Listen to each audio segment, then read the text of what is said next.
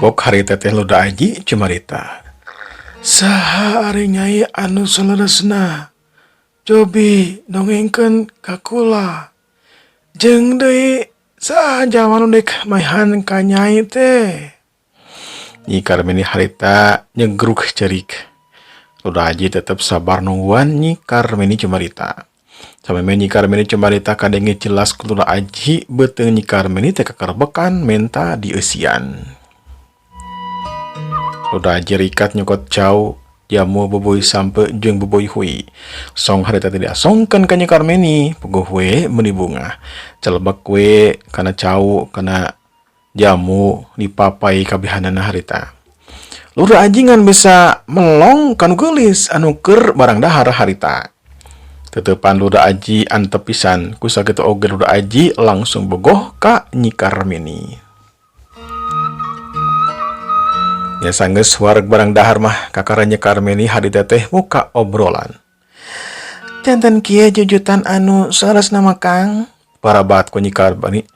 Barabat harita teh ku Nyi Karmini caritakeun kisah cinta jeung Modrapati tug nepikeun ka harita. Pogoe Luda aji teh jadi kesal wajahna bareubeureum ngemu ka ambek. Tapi Luda aji sadar dirina kudu bisa nahan kana perasaan hatena. Oh gitu nyai. Nami nyai teh Karmini. Mohon Kang Karmini nepangkeun ngaran kula Luda aji. Kula geus lila aya di dieu sorangan nyai. Di baturan sok mencek jeung sasatuan anu sujina.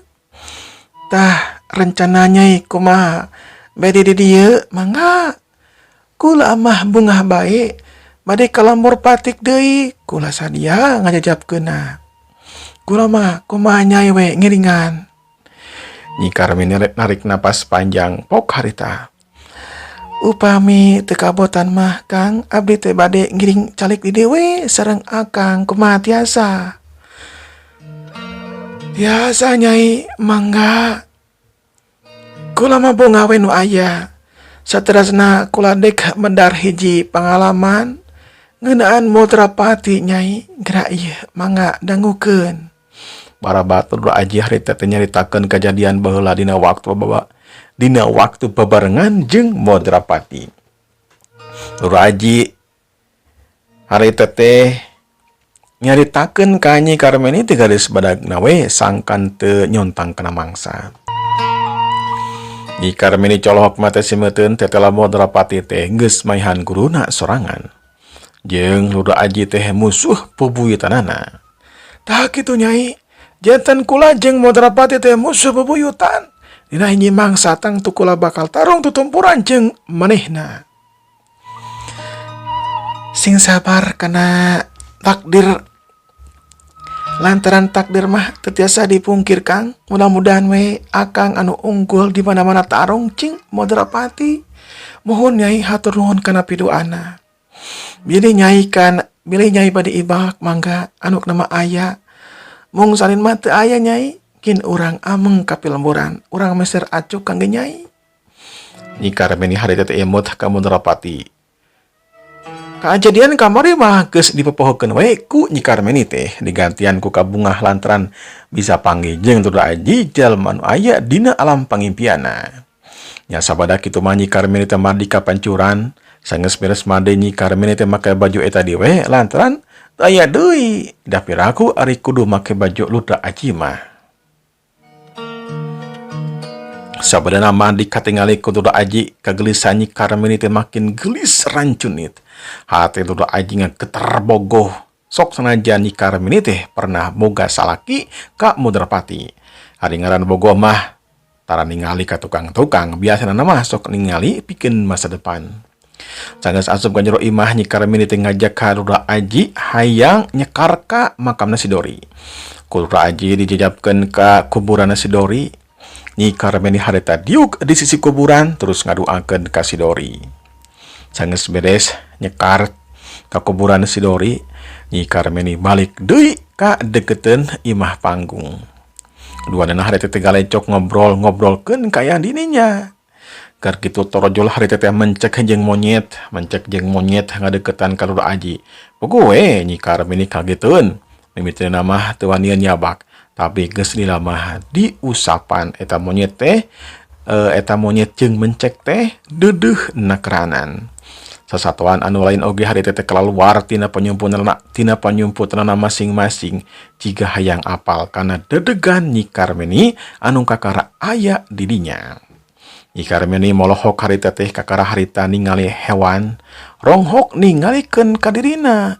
Pok harita Nyi Karmeni, unggal dinten teh kieu we nya akang mah disarengan ku sasatuan.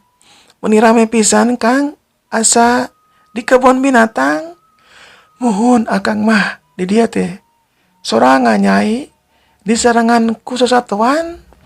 Sok sanajan di barengan ku sasatuan tetep we kaluman Nyai, tapi ayeuna mah teu kaluman da parantos aya Nyai di dieu. Aduanana harita teh silih reret, silih teuteup harita. Hatena masing-masing geter, cahaya cinta geus aya dina jero hatena masing-masing.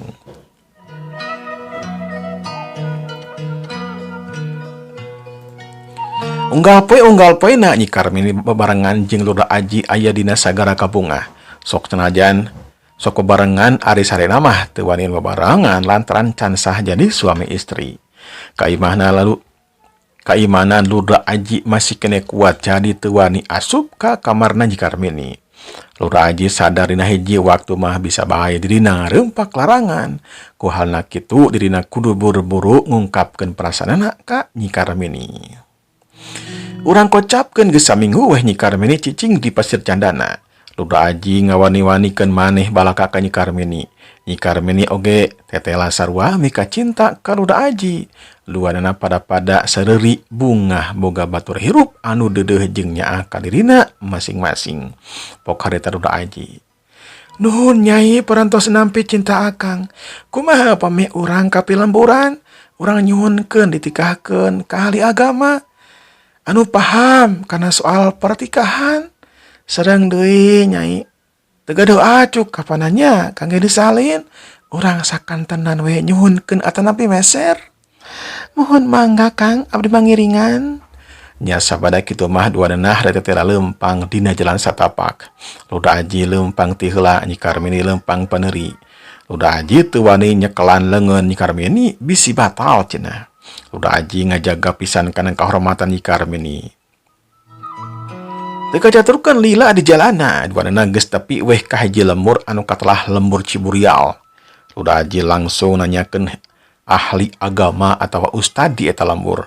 Sup ka jero warung langsung tumanya ka si bibi warung. Punten bibi, rupi bumina Pak Ustad di palih mananya? Si bibi warung teh neuteup ka Lurah Aji pok harita. Oh, banding ka Pak Ustad. Sakenapnya sakenap. Oni, kan dieu heula jang oni kan dieu. Si bibi warung harita nyalokan budakna torojol harita. Oni jajabkeun si Ujang ieu ka bumina Pak Ustad jung ayeuna kene jajabkeun. Beralah harita teh di luarna harita miang si Oni anu pangheulana leumpang dituturkeun ku Lurah Aji jeung Nyi Karmeni. Teu kacaturkeun lila di jalana urang kocapkeun geus tepi weh. Si Oni mah balik di harita teh Lurah Aji harita teh uluk salam. Delami raket berai pantu muka anu mogakeun panto teh tangtungan lagi kolot ngangge angyan sing sarua bodas. Pok harita, baga kaleupet aden sok mangga. Sup Lurah Aji asup ka jero imah dituturkeun ku Nyi Karmeni. Pok harita teh eta jalma alias Pak Ustad tia cumarita deui. Rupi Ujang sareng Nyai teh saha teh ya, urang mana sareng bade aya pikeun saon naon dongkap ku bumi Abah. Si Abah menikeun ka marakpak tumanya ka Lurah Aji. Pok harita teh Lurah Aji, kieu maksud abdi duaan teh dongkap ka bumi salira teh Abah. Depangkeun kula teh Lurah Aji sareng ieu teh Nyi Karmeni calon pamajikan kula. Maksud anu utami mah kula teh hayang ditikakeun ku Abah sangkan halal. Tah kitu Abah. si Abah harita teh seuri bari jeung neuteub ka Ruda Aji jeung Nyi Karmeni. Kutan teh kitu. Neubangkeun ngaran Abah nu katelah Bah Anas. Abah memang sok mineng ngawinkeun jalma. Sigana nama geus ratusan jelema. Keur kitu torojol harita teh bojona si Abah ge harita teh diuk digigireun si Abah. Mung punten Abah sateu acana. Kula teh bade tumaros di mana anu sok icalan acuk, dama nya acukna teu gentos-gentos. Bah Anas harita teh geus dek cumarita. Si emak langsung we harita teh nempas. Aya Ujang, di emak gue aya. Masih kene sararae. Atawa di tetangga emak oge seueur acuk mah tinggal meser we. Puguh we Ruda Aji teh jeung Nyi Karmeni bungan pisan. Nya sabada kitu mah Ruda Aji meuli heula baju pikeun Nyi Karmeni. Harita Ruda Aji meuli 10 setel anu gararaya. Urang gancangkeun ieu carita, Ruda Aji sareng Nyi Karmeni resmi weh ditikahkeun ku Bah Anas. Nya kitu teh ya nikahna saaya-aya we sesuai kemampuan Ruda Aji jeung sararea we anu aya. Zaman harita mah teu dacan aya ustad anu kahot. Bah Anas mah lain ustad cenah jalma biasa anu apal dina masalah bab nikah kitu ge ngan saeutik. Urang kocapkeun nikahna teh tos beres weh Ruda Aji disuguhan ku Ma Anas brak we harita teh dalalahar. Sangeus sering sedahar Ruda Aji sareng Nyi Karmeni amitan harita barawe duanana miang ngejugjug ka Pasir Candana. Kulantaran tos janten suami istri ayeuna mah meuni pageye-geye ciga anu embung leupas bae. Sanggeus lila leumpang duanana harita teh kaluar ti lembur Ciburial terus leumpang deui lantaran masih kene jauh. Di jalan anu hieum ku kakayon harita teh jeleng-jeleng harita aya 2 urang megatan jalan Ruda Aji jeung Nyi Karmeni. Ruda Aji tetap tenang dina sikapnya. Nyi Karmeni mah harita teh marungkut lantaran sieun. Ok anu saurang cumarita. Hei kesilah, mun hayang selamat tunda duit jeung perhiasan. Sok, buru. Ruda Aji harita teh maju telalengka. Sangaran anjeun lur, kumaha wani menggata jalan kula. Teu perlu ngaran mah, teu perlu nyaho, teu penting. Dewek perlu naon duit atau perhiasan. Sok buru keluarkeun. Mun teu kaluarkeun, ulu sia sapal. Ruda Aji rada kesel oge, curila teh yuk. Duanana harita teh ngaranjuk kaget gerakan Ruda Aji kacida cepetna. Yuk cepet ceblot, cengkang gedeput. Duanana harita meubet nangkarak bengkang dina taneuh. Kumaha karasana lur, pedo. Anu duaan teu cumarita harita teh. Duanana ngarasakeun kanyeri anu pohara dadana eungap tur panas. Ruda Aji harita mangku Nyi Karmeni sangkan tere tepi ka Pasir Candana. Hup, cerilat cirim Ruda Aji ngapung ninggalkeun eta tempat. Nyi Karmeni harita teh peureum lantaran sinragrag, tapi beuki lamah biasa bae. Nyi Karmeni nangkep ke Ruda Aji bari jeung mencerong ka hareup. Teu dila tapi we ka Pasir Candana duanana sup ka jero imah terus dariuk di tengah imah gegetna keranan.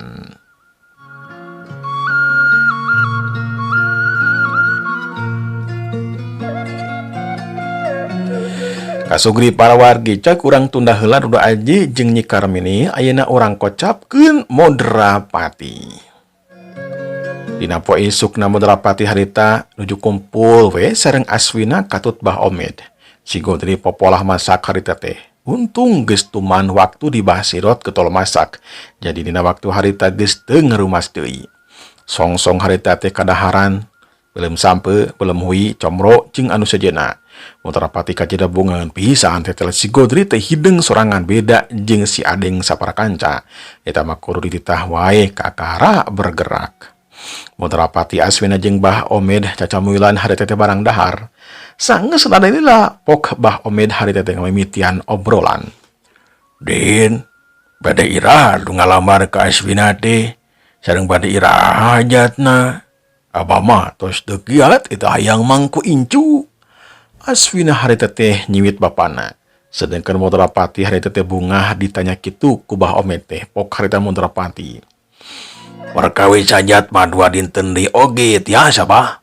Kita mah gampil tiasa diatur. Anu penting mah Aswina we kersa nikah sareng abdi gitu. Mun keresaheun mah moal hararese nu kitu mah bah. Aswina harita teh ieu mut pok harita. Kantenan we kersa mah Kang. Akang mah gagah sakti mandraguna tangtos tiasa ngajagi ka abdi. Nyatang tuh we nyai, akang bakal ngajaga nyai unggal dinten. Tong boro, jalma jahat telah rengit oge mal aya anu wanieun nyentet ka nyai. Sieuneuan ku akang mah. Saraya harita teh seuri bungah pisan. Ngadengeun ceritaan Modrapati samodel kitu. Keur kitu katingali rentang-rentang aya si Barko jeung si Janu ngaleumpang meningaling hoy harita teh. Duana ngarasa sieun ku Modrapati lantaran teu manggil haratan ngeunaan si Dori jeung Nyi Karmini. Si Adeng oge ting ka mana teu aya mulang.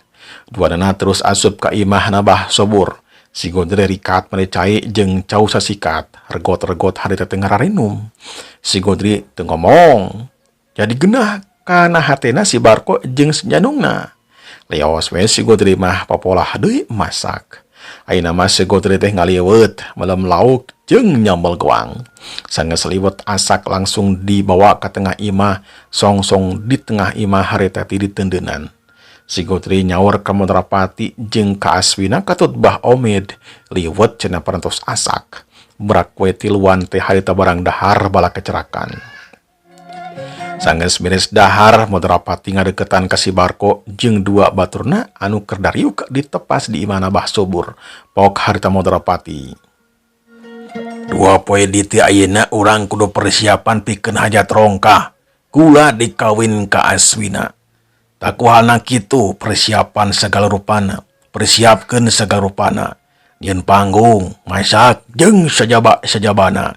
Kumaha ngarti? Anu tiluan teh harita unggeg. Tah ayeuna tiang Pak RT jeung patua kampung jung. Buru.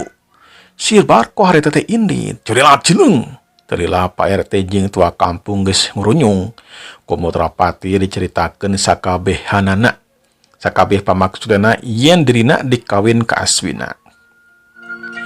Kuhalna kitu dek hajat rongkah cenah. Maka kudu disiapkeun sagala rupana. Pak RT jeung tua kampung ngarti buru-buru nyiapkeun sagala rupana.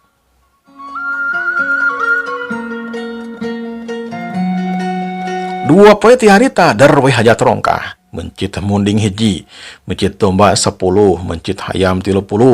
Sedengkeun tamu undangan nyatana para jago jeung jawara. Purudul harita teh loba anu daratang.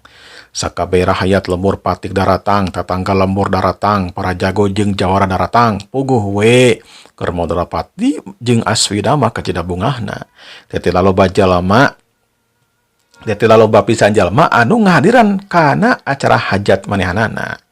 Modrapati jeung Aswina harita teh jadi raja jeung ratu. Dina waktu peuting harita nabeuh wayang golek sapeuting jeput nepi ka subuh. Anu nalajo aya keneh anu cing kolepak dina amparan daun cau. Ciganana mah tunduheun pisan. Nya sabadana nabeuh wayang mah acara hajat teh beres. Jalma-jalma beralih ka imahna masing-masing. Aswina harita teh ngabina rumah tangga jeung Modrapati. Sedangkeun Bah Omed cicing dina urut imahna Bah Sobur jeung si Barko, si Janung jeung si Godri. Kasugri para wargi, urang kocapkeun ieu carita sabulan ti saperakna Modrapati hajat jeung Aswina harita teh mangsa alam isuk-isuk. Panon poe dina waktu harita rada cedeum. Mengga bodas oge ngahalangan kana cahaya panon poe. Dina waktu isuk harita Modrapati ras inget ka Nyi Karmini anu ting kumaha kaayanana. Naon sababna Modrapati bet inget ka Nyi Karmini nyatang tu we kalengitan lantaran Nyi Karmini mah ngaulaan salaki teh bener-bener lantaran bogoh. Sedangkan Aswina mah ngaulaan ka Modrapati teh saperuna we. Aswina sebenarnya mah teu bogoheun ka Modrapati, daek soteh anu kahiji sieun ka Modrapati lantaran ilmuna pinunjul anu kadua nana mah loba harta na harita. Kumaha gayaan si Karmini ayeuna? Na masih kena hirup atau geus bae? Aja kal aing ngusir si Karmini. Tetela anu bener-bener bogoh ka aing masih Karmini. Si Aswina mah teu bogoheun. Kecirit tina ringkak paripolana oge kitu. Kitu gerentas hatena mau terapati dina waktu harita. Keur kitu kulutrak Aswina keluar di kamarna terus ngadegetan ka Motorapati anu kerdiuk di tepas berejeung ngelamun. Kang, nuju naon ngajejentul kitu? Hayo Kang, urang jalan-jalan, abdi mah teh jenuh di bumi wae Kang. Hoyong jalan-jalan ka Pilemburan. Motorapati harita teh ngarenjag. Si mungkuring oge ngarenjag lantaran waktosna parantos seep. Insyaallah dinten enjing urang teraskeun dina bagian anu ka-24. Nah, sumangga kasadayana wilujeng kantun. Wassalamualaikum warahmatullahi wabarakatuh.